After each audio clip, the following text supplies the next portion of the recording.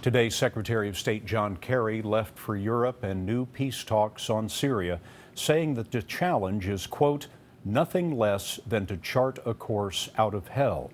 His words come as the U.S. prepares to widen the war against ISIS in Syria and Iraq.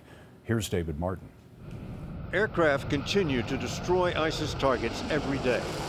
But the Obama administration is frustrated by the glacial rate of progress and about to ramp up the war in ways that could increase the risk of American combat casualties. One plan would use Apache helicopter gunships, which are much more vulnerable to ground fire than jet aircraft, to fly missions in support of Iraqi troops trying to retake the city of Ramadi. Other proposals would increase the number of American advisors in Iraq and place them closer to the front lines.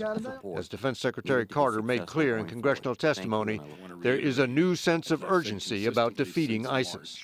I can't tell you how long it will take, but I think that it needs to be soon, which is why we're so intent upon strengthening our effort. Last week, Master Sergeant Joshua Wheeler became the first American killed in action when he was mortally wounded in a raid on an ISIS prison.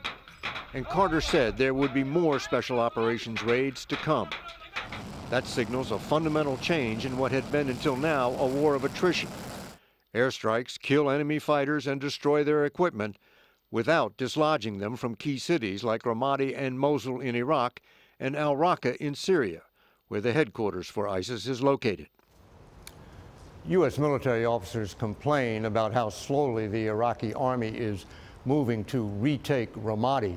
In Syria, U.S.-backed fighters are doing much better, but there just aren't enough of them to drive ISIS out of its headquarters in al-Raqqa. David Martin, thanks. Well, the key to northern Iraq is the city of Mosul, which has been occupied by ISIS for more than a year. Iraqi forces have pledged to take the city of 1 million people back, but nothing has happened. Elizabeth Palmer is in northern Iraq for us tonight. Liz?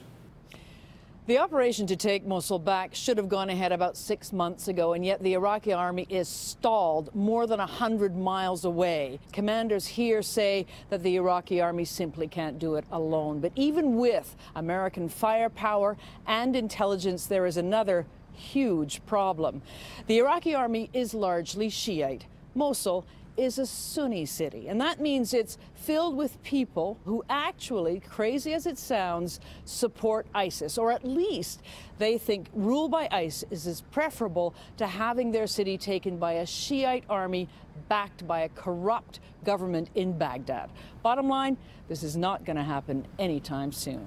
The two major factions of Islam opposed to each other there around Mosul. Liz Palmer, thank you very much.